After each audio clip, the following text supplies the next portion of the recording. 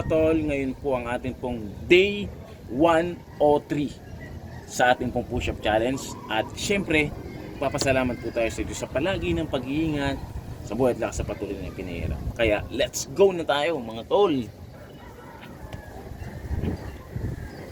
1, 2, 3, 4, 5, 6, 7, 8, 9, 10, 11, 12, 13, 14, 15, 16, 17, 18, 19, 20, 21, 22, 23, 24, 25, 26, 27, 28, 29, 30, 31, 32, 33, 34, 35.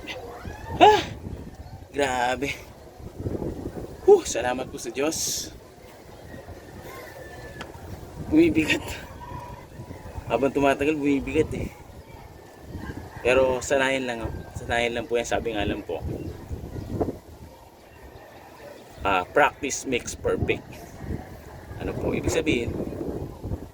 Pag sinasanay mo ang isang bagay na ano mo yun eh, kalaunan, nagiging bihasa ka na doon. So yun, perfect na siya. Kaya practice lang. Kaya sa mga nag-ano dyan, mga gustong mag push-up challenge. So, diba? Pwede naman po natin gawin yun. At kayo naman po ang makikinabang. Karang ko ng tricep. Okay, hanggang dito na lang po. Maraming salamat. Pag-ibig.